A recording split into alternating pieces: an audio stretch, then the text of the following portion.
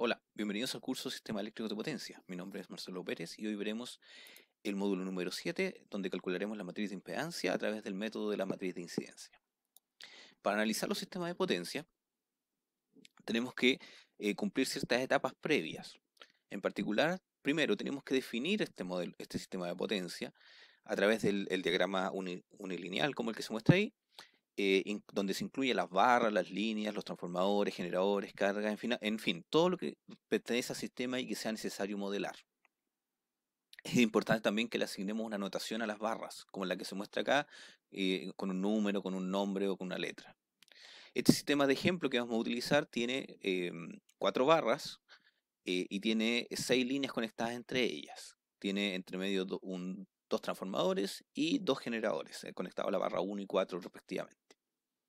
Luego, una vez que tenemos definido el sistema, ¿cierto? Tenemos ese diagrama, podemos aplicar los modelos que vimos en los módulos anteriores, es decir, modelar las líneas, los transformadores, las cargas y los generadores, y con eso obtenemos la figura de la derecha, en donde pueden ver que modelamos el generador como un generador, una fuente de tensión con un inductor, y los transformadores los modelamos simplemente con un inductor.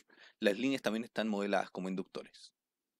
Pueden notar que este sistema es completo, por lo tanto tiene todos los modelos del componente que habíamos visto anteriormente, y por lo tanto nos van a generar que hay algunas reactancias, o reactancias en este caso, ¿cierto?, que están en serie.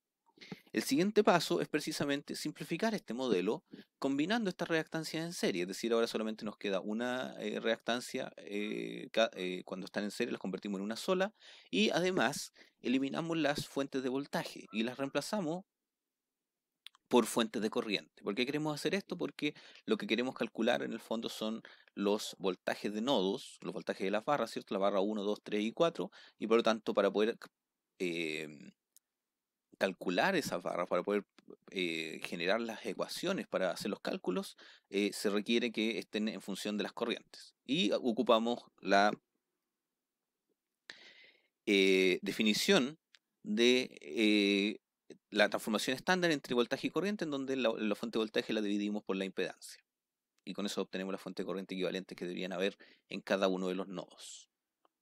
Bien, una vez que tenemos este sistema, el, lo que usualmente hacemos para resolver circuitos es plantear las ecuaciones del sistema para poder resolverlo. Ya en este caso necesitamos resolver los voltajes de malla, perdón, los voltajes de nodos, ¿cierto? Los nodos 1, 2, 3 y 4, que serían los voltajes de barra B1, B2, B3 y B4, los cuales se pueden encontrar multiplicando una matriz de impedancias, ¿cierto?, que le vamos a llamar Z barras, que es una matriz de 4x4 en este caso, por las corrientes de barra, que en este caso tenemos solamente dos corrientes de barra, que sería la I1 y I4. En particular para este sistema lo que podemos hacer es plantear las ecuaciones de Kirchhoff de voltaje y de corriente. Aquí tenemos las ecuaciones de corriente, ¿cierto? Y aquí tenemos las ecuaciones de voltaje y resolverlas. Ya tenemos 6 ecuaciones de corriente, 2 de voltaje, 4 ecuaciones de corriente, 2 de voltaje, 6 en total, y tenemos 6 corrientes incógnitas, por lo tanto podemos resolverlas. Y luego reemplazamos esas corrientes en la definición de los voltajes. Entonces tendríamos el voltaje 1, el voltaje 2, B, 3 y 4, definido a partir de estas expresiones. Una vez que encontremos esa expresión, entonces podemos expresar esto en forma matricial, como originalmente lo habíamos planteado, en donde podemos calcular los 4 voltajes en función de las dos corrientes que existen, ya que la corriente 2 y las barras 2 y 3 no tienen corriente inyectada hacia ellas. ¿Cuál es el problema de este método? Uno de los problemas del método es que el cálculo de la impedancia depende mucho del sistema, de la conexión de todos los nodos del sistema. Y por lo tanto, cuando tratemos de expresar un voltaje, en este caso expreso el voltaje 3, el voltaje de la malla del nodo 3, perdón, como una impedancia Z31 por I1 más Z34 por I4, pero estos valores de Z que están dentro de la matriz de impedancias son estos que están acá abajo, y ustedes pueden ver que son valores bastante complejos y son difíciles de obtener en forma directa. Y como le mencioné, depende de la configuración del sistema. La impedancia de cada punto depende de la impedancia de todos los demás líneas. Para eso, para simplificar esto, se ha propuesto, en lugar de encontrar o trabajar con las matrices de impedancia, se propone trabajar con las matrices de admitancia, en donde la ecuación se invierte. Por ejemplo, tenemos la impedancia de la barra multiplicado la impedancia por el voltaje, ¿cierto? Impedancia de barra por voltaje de barra, que en este caso también serían una matriz de 4x4 y un voltaje, los 4 voltajes de barra, V1, V2, V3 y V4, igual a la corriente de barra. Y obviamente si quiero encontrar los voltajes, tengo que invertir la matriz. Ahora, la matriz de impedancia usualmente no se utiliza para análisis de flujo, porque podemos plantear las ecuaciones de flujo directamente con la matriz de admitancia. Pero sí se puede utilizar después cuando analicemos las fallas. Ahí sí vamos a necesitar la matriz de impedancias. ¿Ya? Entonces, por ahora nos resulta más fácil encontrar la matriz de admitancia y van a ver que encontrar esta matriz de admitancia y los términos que la componen son mucho más simples que en el caso de la matriz de impedancia. ¿Cómo lo hacemos? Bueno, el primer paso es encontrar las impedancias individuales por línea. Este paso es bastante simple porque cada línea, por ejemplo la línea A acá, para encontrar la admitancia de la línea simplemente corresponde al inverso de la impedancia. Eso se puede hacer por línea en forma directa.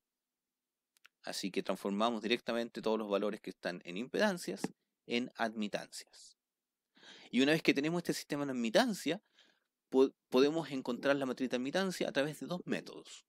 El primer método es la matriz de incidencia, que es la que vamos a ver en este módulo, y el segundo método es el método de las submatrices, que vamos a ver en el siguiente módulo. ¿Qué es la matriz de incidencia? La matriz de incidencia, en el fondo, corresponde a la relación que ustedes pueden encontrar entre los voltajes de barra y los voltajes de línea. ¿A qué me refiero con esto? Nosotros podemos expresar los voltajes de cada línea en función de las combinaciones de los voltajes de barra. En este caso, para la línea A, ¿cierto? Asociado a la admitancia IA, podemos encontrar el voltaje A, que está dado directamente por el voltaje 1, ya que esta admitancia está conectada a tierra. Por lo tanto, VA sería igual a V1.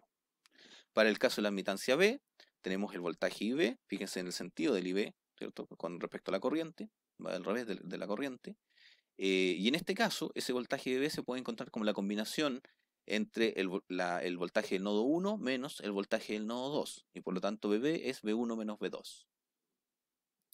Y así lo podemos hacer con todos. Por ejemplo, el ID tenemos lo mismo. Para la admitancia, para la línea D, la admitancia asociada a la admitancia ID, tenemos que el voltaje D corresponde al voltaje del nodo 2 menos el voltaje del nodo 4. Y luego obviamente para el C, para el E es lo mismo, y para el F tenemos que, al igual que el caso de la primera admitancia, esta admitancia está conectada entre el nodo 4 y tierra. Por lo tanto, el voltaje de la línea F corresponde al voltaje del nodo 4. Estas expresiones, entonces, las podemos escribir en forma matricial, definiendo un vector de voltajes de línea, que es este de acá, en donde tenemos todos los voltajes de línea, del VA al VF, tiene que ser igual entonces a una cierta matriz por los voltajes de nodo. Y esa matriz corresponde a las expresiones que encontramos anteriormente. Es decir, para la línea A tenemos que corresponder al voltaje 1, para la línea B, para el voltaje 1 menos el voltaje 2, y así sucesivamente. La línea F era el voltaje 4. Entonces ustedes pueden ver que tenemos esta matriz, y esta matriz que relaciona entonces los voltajes de línea con los voltajes de barra se llama la matriz de incidencia.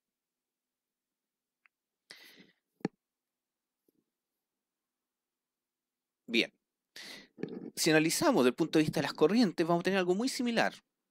Si analizamos, por ejemplo, las corrientes en cada barra, podemos ver que en la barra 1, las corrientes que salen de la barra 1 serían IA e IB. Entonces tenemos la corriente IA, la corriente IB. Y esas corrientes serían igual a las corrientes que entran a la malla, al nodo, perdón, y que sería la corriente I1. Y tenemos la corriente I1 escrita acá. Para la corriente I2 tenemos lo mismo. Las corrientes que salen de la barra sería IC e ID. Por lo tanto tenemos un 1 en esta posición, que corresponde a la corriente C, y un 1 donde corresponde a la corriente D. Y las corrientes que entran al nodo, a la barra, ¿cierto? Son es la corriente B, por lo tanto tenemos un -1 en la corriente B. En este caso no hay corriente 2, no hay corriente entrando a la barra 2, por lo tanto esa corriente 2 va a ser 0 después. Lo mismo para el nodo 3, lo mismo para el nodo 4. Ustedes pueden ver que encontramos de nuevo una relación, esta vez entre corrientes de línea y corrientes de barra. Y esa relación es exactamente la misma matriz, pero esta vez transpuesta. ¿Ya? Entonces llegamos a dos expresiones. Una expresión donde nos relaciona el voltaje de línea con el voltaje de barra a través de la matriz de incidencia, y otra expresión que nos relaciona las corrientes de línea con las corrientes de barra también en función de la matriz de incidencia, pero esta vez transpuesta. Entonces, a partir de la expresión de las voltajes y ecuaciones y corrientes de línea, que es muy simple de definir, porque básicamente el voltaje de cada línea, la corriente de cada línea, perdón, es igual al voltaje de línea por la propia impedancia. Es decir, esta matriz de impedancia que tenemos aquí, de admitancia, perdón, de líneas, es simplemente una diagonal. ¿Ya? En el fondo, si se fijan acá en el dibujo, el voltaje de la línea A corresponde a, perdón, la corriente de la línea A corresponde al voltaje de la línea A multiplicado por la admitancia.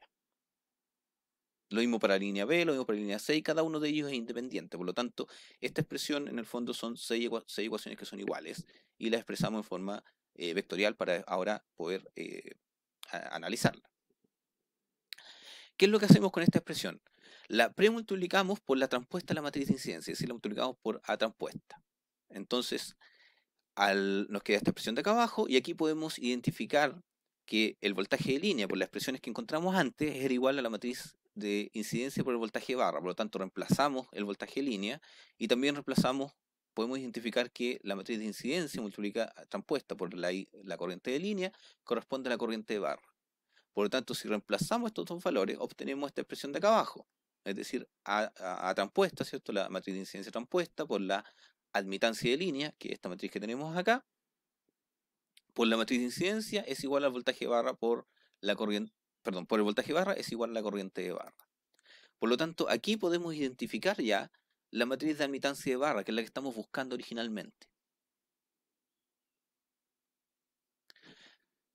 Entonces, esta matriz de admitancia de barra va a ser igual a una combinación de la admitancia de línea, que es una matriz diagonal, por premultiplicado y postmultiplicado por la matriz de incidencia.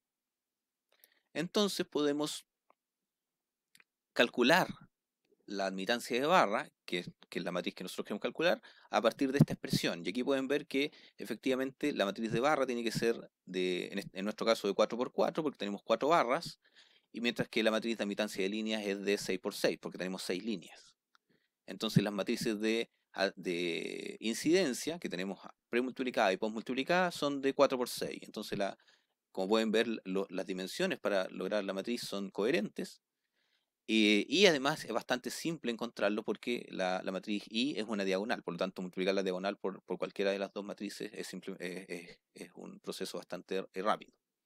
Además, la matriz de incidencia, que es la que tenemos acá, es muy fácil de derivar una vez que el sistema está definido, porque simplemente la relación entre voltajes de línea y voltajes y cómo esas líneas están conectadas.